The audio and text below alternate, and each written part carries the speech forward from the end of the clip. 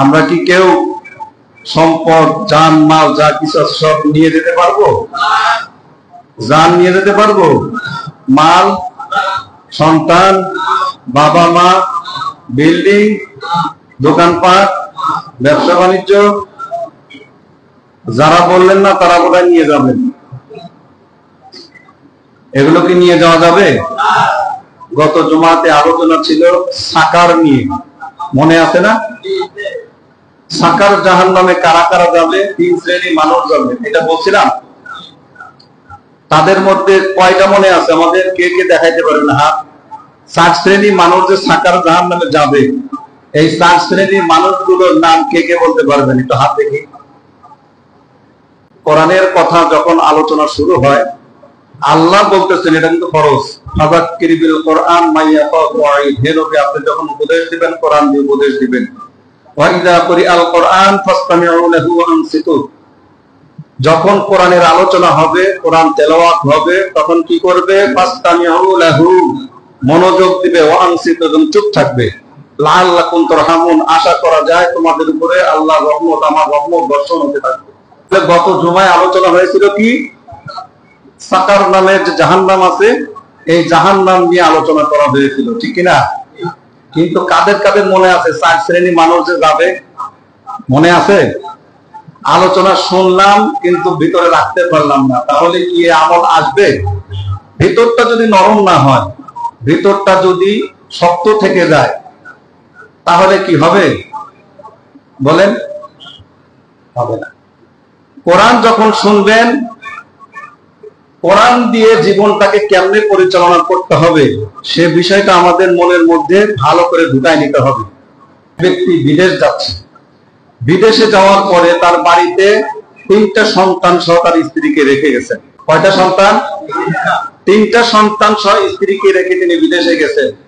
1 বছর অতিবাহিত হওয়ার পরে একটা চিঠি পাঠাইছেন। চিঠিটা পাঠানোর পরে ওই চিঠিটা তার স্ত্রী সহ তার ছেলে মেয়েরা সুন্দর করে ওই প্যাকেটটা না খুলে ওইভাবে যত্ন করে গ্লাসের মধ্যে রেখে দিয়েছে। মাঝে মধ্যে খুলে আবার পরিষ্কার করে আবার রেখে দেয়। 2য় বছর আবার আরেকটা চিঠি আসছে, ছোট ছেলেটা ওই চিঠিটা হাতে পেয়েছে। পাওয়ার পরে চিঠিটা সুন্দর করে পরিষ্কার পরিচ্ছন্ন করে না দেখে সুন্দর করে প্যাকেটটা আবার গ্লাসের মধ্যে রেখে দিয়েছে। 3য় বছর ওরকম আরেকটা চিঠি আসছে, ওই চিঠিটা ওরকম করে পরিষ্কার করে সুন্দর করে একটা কাপড় দিয়ে পেঁচিয়ে গ্লাসের মধ্যে রেখে দিয়েছে। রেখে দেওয়ার পর 3 বছর অতিবাহিত হওয়ার পরে যখন ওই ব্যক্তি বিদেশ থেকে ফিরে এসেছে, আসার পরে দেখে এক ছোট্ট সন্তান ছাড়া বাড়িতে কেউ নাই। তখন জিজ্ঞেস করতেছে যে বাবা, তোমার মা কোথায়? তখন ওই সন্তানটি কেঁদে কেঁদে বলতেছে যে আমার মা খুব গুরুতর একটা অসুখ হয়েছিল, টাকার অভাবে আমরা তার চিকিৎসা করতে পারিনি, আমার মা ইন্তেকাল করেছে। তখন তার স্বামী, যে স্ত্রী মারা গেছে এবং যে সন্তান, তার বাবা বলতেছে যে বাবা, আমি যে প্রথমে একটা চিঠি পাঠিয়েছিলাম খাম সহ, সেই চিঠিটা কি তোমরা খুলছিলা? বলতেছে না, খুলি নাই। তোমরা তো খোলো নাই, ওই চিঠিটার মধ্যে অনেক টাকা ভিতরে ঢুকিয়ে দিয়ে তারপরে চিঠিতে আমি লিখে দিয়েছিলাম যে যেখানে যে প্রয়োজন সে টাকাটা তোমরা খরচ করবে। তোমরা খোলো নাই ওটা? বলছে না, খুলি নাই।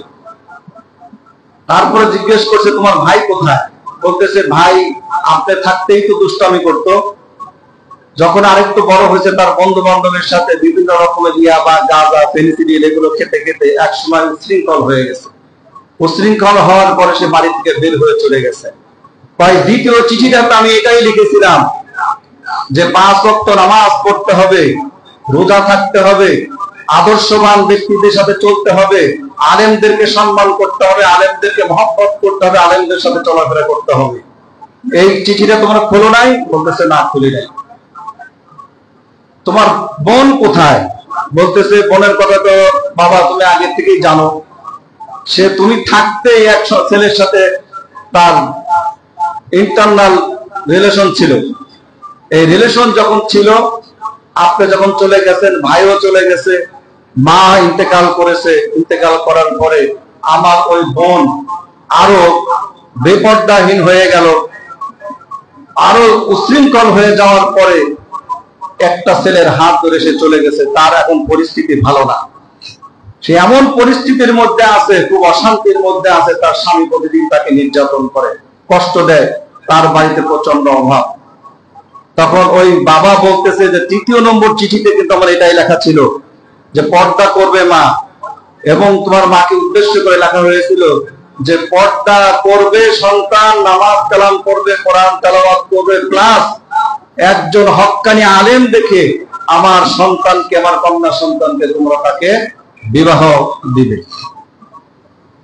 আমি শুধু এটাই বলতে চাচ্ছি, চিঠিগুলো যখন তার বাবা পাঠাইছে, পাঠানোর পরে ওই চিঠিগুলো খোলা দরকার ছিল কিনা? কথা বলেন। আমরা যারা এইরকম মলার সিস্টেমে, কত সুন্দর প্যাকেটিং একটা কোরআন শরীফ, সপ্তাহে একদিন হলেও তো পরিষ্কার করি, করি না? করি কিনা? কথা বলেন না কেন? একদিন, সপ্তাহে একদিন না হোক, 6 মাস পরে হোক, বা রমজান মাস আসলে এটা কি করি? পরিষ্কার করি না? কিন্তু এই প্যাকেটটা খোলার পরে এর মধ্যে কি মেসাল আল্লাহ পাক দিলেন, কি মেসেজ আল্লাহ দিচ্ছেন, কোনদিন কি খুলে এটাকে পড়ে দেখেছি? কথা বলেন। যদি খুলে দেখতাম, খুলে পড়তাম, আল্লাহর কসম করে বলতেছি, ওই সন্তান কোনোদিনও সুদ খেত না, ওই সন্তান কোনোদিন ঘুষ খেত না, ওই সন্তান কোনোদিন টেন্ডারবাজি করতো না, ওই সন্তান কোনোদিন ভিক্ষুকের মতো রাস্তায় দাঁড়িয়ে চাঁদাবাজি করতো না। কারণ এই কোরআন আমরা খুলে দেখিনি। তার বাবা থেকে এটাই বোঝাইতে চেয়েছে যে বাবা, আমি যখন প্রথম চিঠিটা পাঠিয়েছিলাম, তার ভিতরে অনেকগুলো টাকা ছিল, ওই টাকাটা যদি তুমি বের করতে, তাহলে তোমার মা আজকে বিনা চিকিৎসায় মারা যেত না। এরকমও ঠিক আল্লাহ বলতেছেন, বান্দা, আমি কোরআন দিয়েছি একটা মেসেজ হিসাবে, এই মেসেজটা যদি তোমরা সত্যিকার অর্থে পড়তে, অনুধাবন করতে, আমি আল্লাহর জালালিয়াতের কসম তুমি নিঃসন্দেহে জান্নাতি। পড়ি না, কোরআন ধরি না, কোরআন দিয়ে আমল করি না। যদি আজকে করতাম, তাহলে আজকে যে এত ওয়াজ করার পথে, এত আলোচনা করার পরেও বাংলাদেশের মতো জায়গাতে আপনাদেরকে কি দিয়ে বুঝাবো আমি? এই বাংলাদেশের মতো জায়গায় 96% মুসলমানের রাষ্ট্র, মুসলিম বসবাস করে, সেই রাষ্ট্রের মধ্যে টেন্ডারবাজি, চাঁদাবাজি কেমনে হয়? আজকে চাঁদাবাজি, টেন্ডারবাজি কি জন্য হচ্ছে? এই কোরআন আপনার পক্ষে সাক্ষী দিবে? কথা বলেন। যদি আমি আমল না করি, এই কোরআন দিয়ে যদি জীবন পরিচালনা না করি, এই কোরআন কি আমার পক্ষে সাক্ষী দিবে? সবাই কথা বলেন, সাক্ষী দিবে? তাহলে কি করতে হবে? কথা বলেন।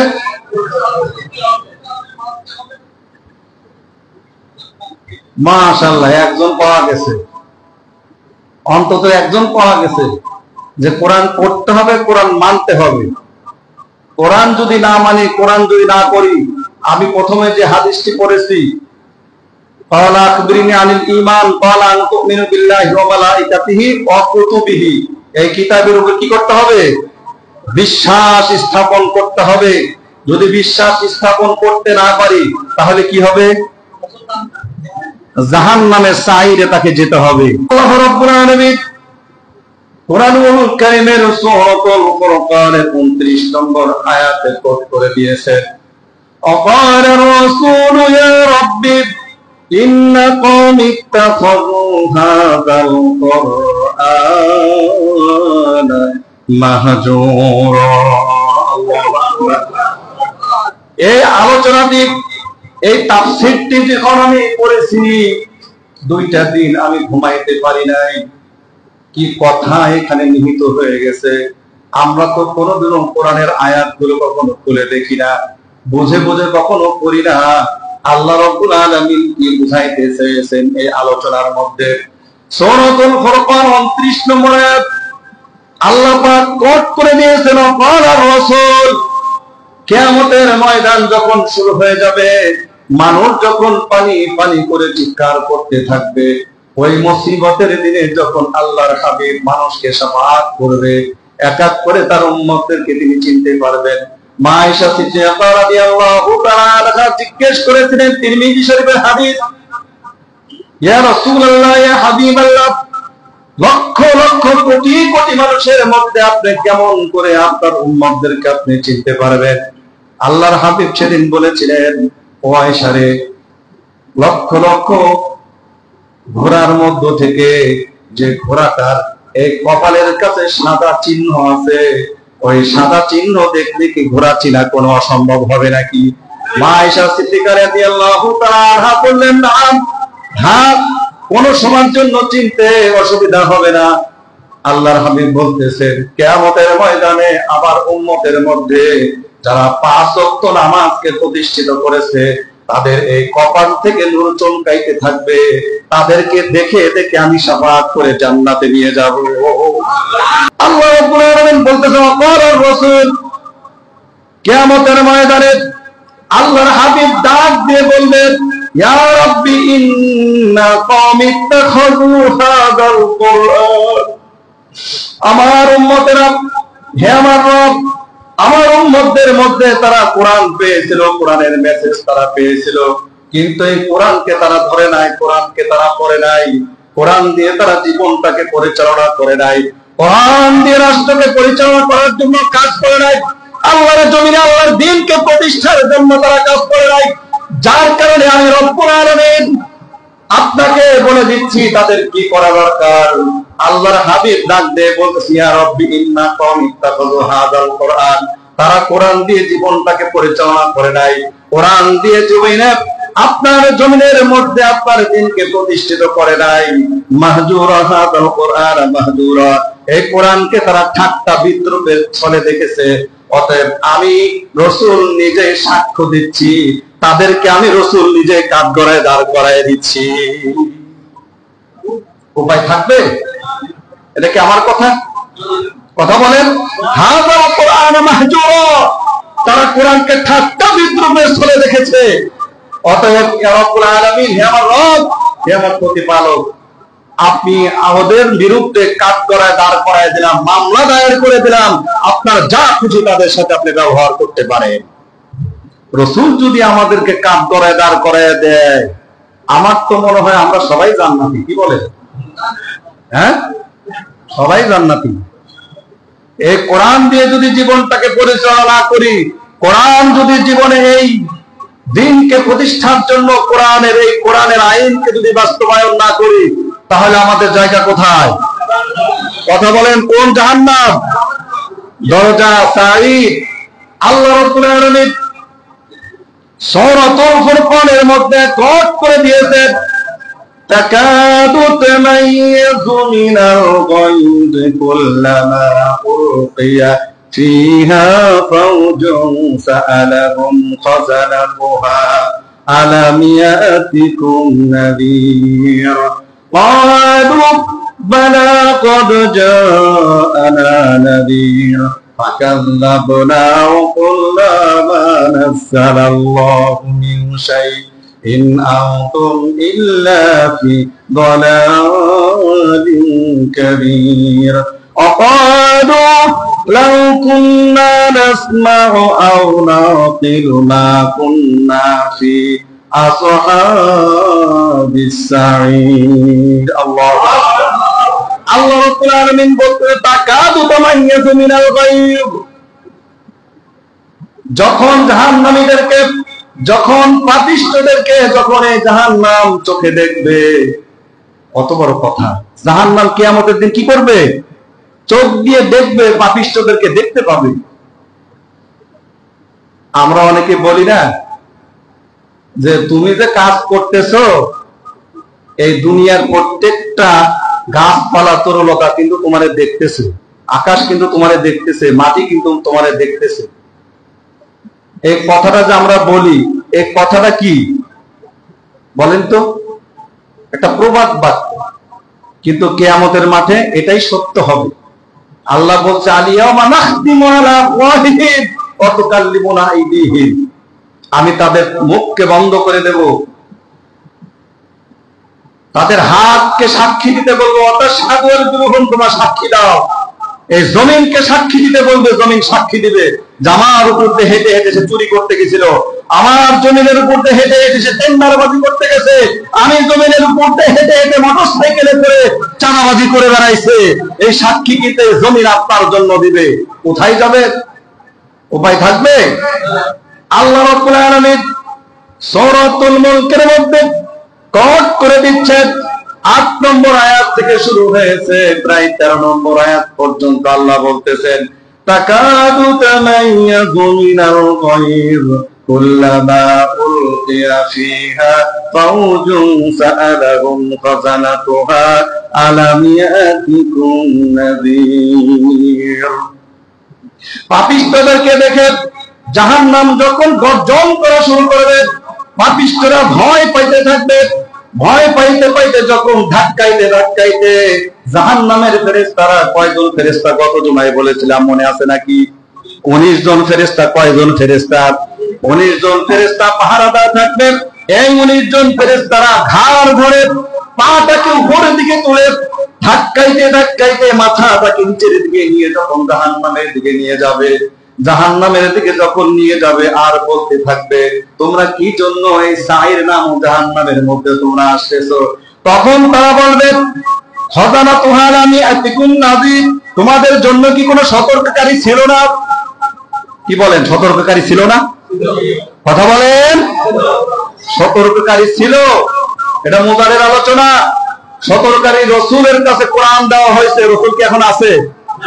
রাসূলের উত্তরসূরি কারা? কথা বলেন, নায়েবে রাসূল। কোন আলেমকে যদি, হক্কানি কোন আলেমকে যদি আপনি অপমান অপদস্থ করেন, আল্লাহর কসম রাসূলকে অপমান অপদস্থ করা হবে। এই দায়িত্ব কার? একজন হক্কানি আলেমের দায়িত্ব। হাজার হাজার লক্ষ লক্ষ আলেম বিগত বছরে, গত যে হয়ে গেছে সরকারের আমলে, এই হক কথা, কোরআনের কথা বলতে গিয়ে অন্যায় ভাবে তাদেরকে জেলের মধ্যে ঢুকাইয়ে তাদেরকে মৃত্যু দেওয়া হয়েছে। কি মনে করেন, আমি যখন ঢাকায় ছিলাম হক কথা বলতে পারি নাই? হক কথা বলতে গেলে সাথে সাথে ফোন দেওয়া হয়েছে, থানা থেকে বলছে উপর থেকে চাপ আছে, হুজুর এরকম কথা বলবেন না, না হলে আপনাকে অ্যারেস্ট করতে বাধ্য হবো। এটা কি আমার বাপ দাদার কথা বলেছি? কথা বলে। অথচ এরকম করে বাধা প্রাপ্ত করা হয়েছে। মুসলমানের রাষ্ট্রে যদি কোন কোরআনের কথা যদি কোন আলেম বলতে চায়, স্বাধীনভাবে কথা বলার মতো স্কোপ ছিল না। এমন একটা সময় আমরা পার করে দিয়ে এসেছি। এই জন্য আল্লাহর কাছে শুকরিয়া আদায় করা উচিত কিনা?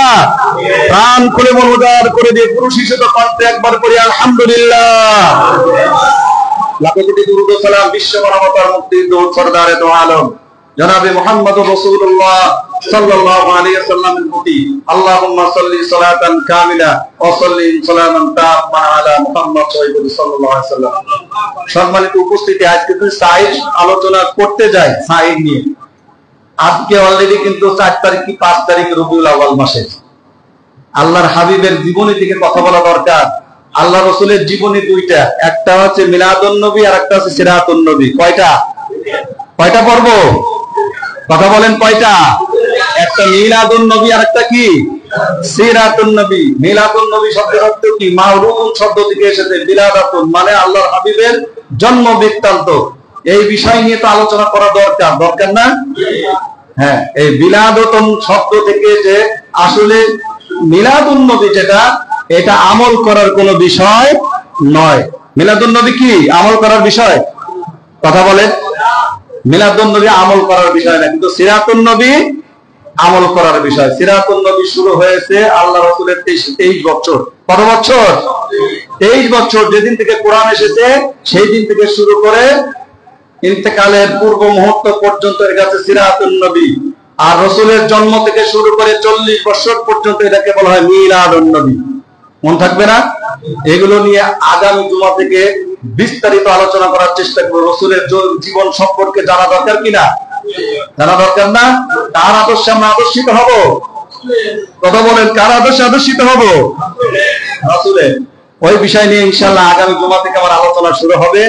আজকে অন্তত সাইদ নিয়ে যে আলোচনা শুরু করছে একটু তো শেষ করা দরকার। শেষ করবো না বাদ দেব?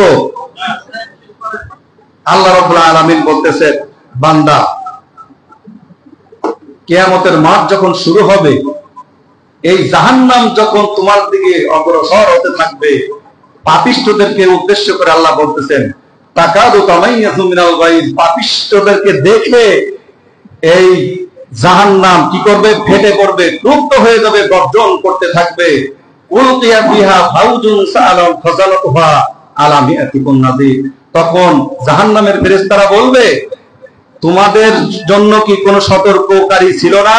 কি সতর্ককারী ছিল না ভাই? এই যে প্রতি জুমাতে কোরআনের কথা বলা হচ্ছে, আলোচনা করা হচ্ছে, আমরা কি এগুলো শুনি? কথা বলেন, শুনি না? কিন্তু আমল কি করি? এই কথা দিয়ে আমরা রব্বুল আলামিন সূরাতুল মুলকের 9 নম্বর আয়াতের মধ্যে বলতেছেন, ক্বালু বালা ক্বাদ জাআনা নাযীর। হ্যাঁ, তারা অবশ্যই আমাদেরকে সতর্ক করেছিল, কিন্তু আমরা সেই সতর্ক শুনি নাই। ফাকাযযাবনা কুল্লা মা নাযালাল্লাহু মিন শাইইন ইন আনতুম ইল্লা ফি দালালিন কাবীর। সাবধান করার জন্য, সতর্ক করার জন্য যারা আমাদের সামনে কোরআনের আয়াতকে পৌঁছে দিয়েছিল, আল্লাহর নাযিলকৃত এই কোরআনকে তারা পৌঁছে দিয়েছিল, পৌঁছে দেওয়ার পর আমরা কি করেছিলাম? ফাকাযযাবনা, আমরা অস্বীকার করেছিলাম, মিথ্যা পোষণ করেছিলাম। ওয়াকুলনা মা নাযালাল্লাহু মিন শাইইন, নাযিলকৃত কোরআনকে আমরা সেদিনকে অস্বীকার করেছিলাম। ইন আনতুম ইল্লা ফি দালালিন কাবীর, যার কারণে আমরা ভুলের মধ্যে পড়ে গিয়েছি। কিসের মধ্যে পড়ে গেছি? কোরআন যদি আমরা পরিপূর্ণভাবে না মেনে নেই, তাহলে কিসের মধ্যে পড়ে যাব? কথা বলি, কিসের মধ্যে পড়বো? সবাই বলি, কিসের মধ্যে পড়বো? তাহলে কি কোরআন মানতে হবে? কয়জন মানতে হবে? সবাই না শুধু হুজুর ইমাম সাহেবের জন্য? হ্যাঁ, সবাই মানবো তো? সবাই কোরআন দিয়ে জীবন পরিচালনা করব? আমরা সবাই কিন্তু ওয়াদা করেছি যে এই কোরআন যা বলতেছে, কোরআন দিয়ে জীবনে যে কয়টা দিন পার করে দিয়েছি ওটা কি পাস্ট, কি হয়ে গেছে? অতীত হয়ে গেছে। এখন বর্তমান নিয়ে ভাবতে হবে। যতদিন পর্যন্ত বেঁচে আছি, এই কোরআনকে বুকে ধারণ করে আল্লাহ রাব্বুল আলামিনের এই কোরআনকে জমিনে প্রতিষ্ঠা করার জন্য সবাই কাজ করব তো? সবাই করব তো? আজকে যদি কোরআন জমিনে প্রতিষ্ঠিত হতো, মায়ানমার মুসলমান মার খেত, দিল্লির মুসলমান মার খেত, কাশ্মীরের মুসলমান মার খেত। কথা বলেন সবাই, কাশ্মীরের মুসলমান মার খেত। আজকে মুসলমান হয়ে মুসলমানকে নিধন কি করতো? কথা বলেন, কথা বলতো। আল্লাহ রাব্বুল আলামিন এই কথাটি কোরআনুল কারীমের সূরাতুল মুলকের 10 নম্বর আয়াতে বলতেছেন, ক্বালু লাউ কুন্না নাসমাউ আও নাকিলু মা কুন্না ফি আসহাবিস সাঈর। ক্বালু লাউ কুন্না নাসমাউ আও নাকিলু মা কুন্না ফি আসহাবিস সাঈর। আর তারা তখন বলবে, আহারে, আমরা যদি সত্যিকার অর্থে কোরআনকে শুনতাম, কোরআনকে যদি মেনে নিতাম, সতর্ক বাণীর কথাগুলো যদি আমরা মেনে নিতাম, আজকে তাহলে এই জাহান্নামের দরজা, সাঈর নামে যে দরজাটা আছে, এই দরজা দিয়ে কখনো আমরা প্রবেশ করতাম না। এইবার আসুন, সাঈর যে জাহান্নামটা, এই সাঈর জাহান্নামের প্রথম যে কাজটা, মানুষ যখন জাহান্নামে সাঈরের মধ্যে পড়বে, তখন সাথে সাথে কি করবে জানেন? তখন সাথে সাথে কি করবে? কে বলতে পারবেন? কন্ত সাথে সাথে সে মৃত্যু কামনা করবে। কি করবে? মৃত্যু কামনা করবে।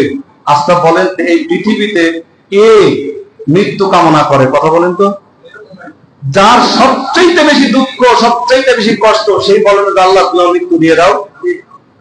আল্লাহ রাব্বুল আলামিন কোরআনুল কারীমের সূরাতুল ফুরকান 14 নম্বর আয়াতে বলতেছে, লা তাদউল ইয়াওমা সুবুরান ওয়াহিদা ওয়াদউ সুবুরান কাসীরা।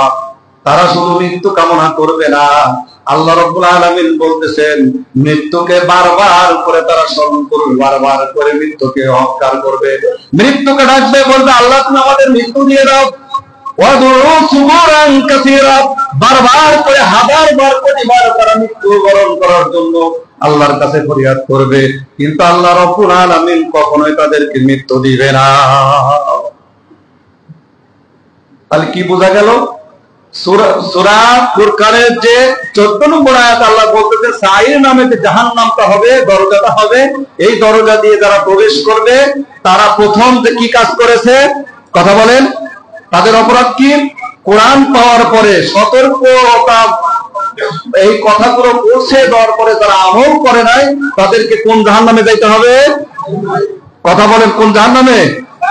সাইরে যাইতে হবে। এইবার আসুন দ্বিতীয় নম্বর যারা সাইরে যাবে, আল্লাহ রাব্বুল আলামিন বলেন ইন্নাল্লাযীনা লা ইয়াকুলুনা আমওয়ালাল ইয়াতামা যুলমান ইন্নামা ইয়াকুলুনা ফী বুতুনিহিম নারা ওয়া সায়াসলাউনা সাঈরা।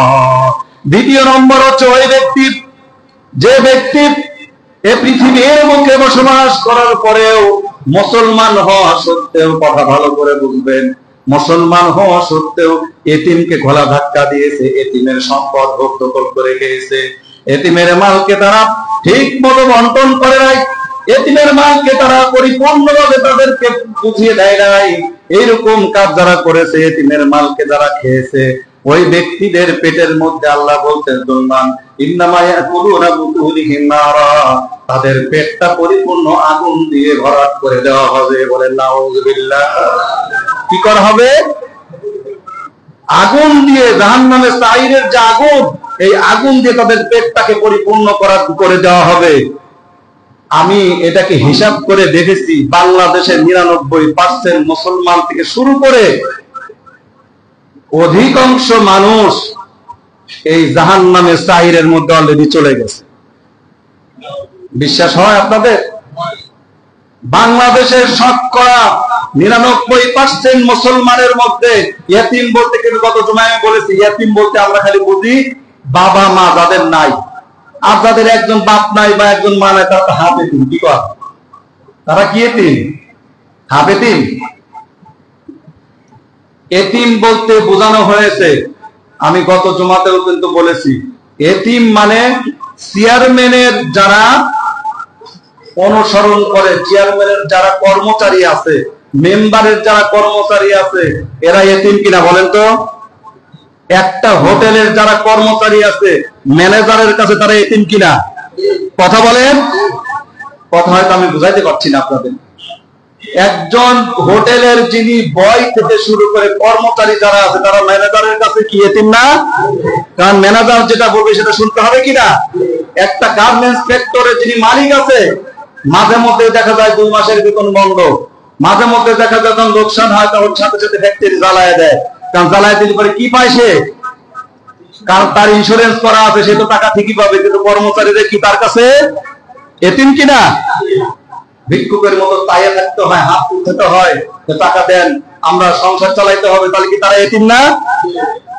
আল্লাহ রাব্বুল আলামিন বলতেছেন এই পৃথিবীর বুকে প্রেসিডেন্ট থেকে শুরু করে মেম্বার পর্যন্ত এবং যাদের অধীনস্থ লোকজন গুলো আছে, প্রত্যেকটা লোকজনই তাদের কাছে সবাই এতিম। আর এতিমদের মাল, এতিমদের সম্পদ যদি আপনি বুঝে না দেন, তাহলে আল্লাহ রাব্বুল আলামিন বলতেছেন এরা হচ্ছে সাইর নামে জাহান্নামের অধিবাসী। তাহলে কি আমরা এতিমের সম্পত্তি খাবো নাকি?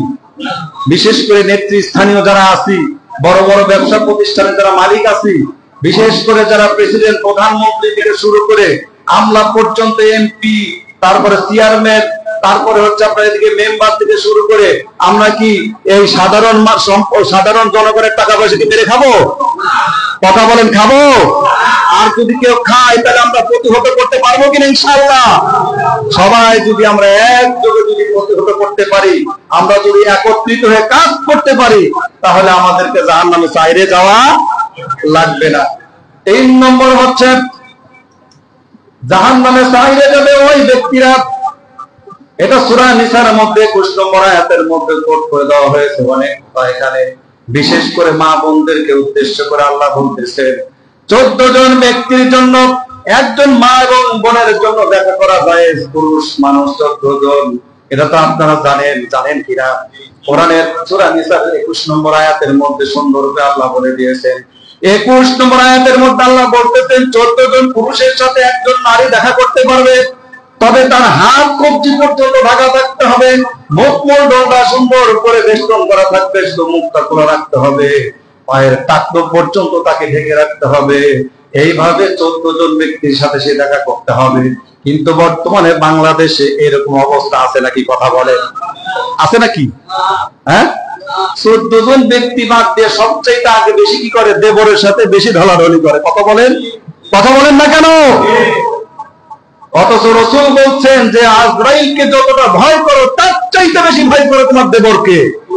বিশেষ করে মা বোনদেরকে উদ্দেশ্য করে বলছি, আপনাদের জাহান্নামে যাওয়ার একটাই মাত্র কারণ রাসূল মেরাজে দেখে এসেছেন যে অধিকাংশ নারীরা হচ্ছে জাহান্নামী, শুধু একটাই কারণ, তারা পর্দা করে নাই।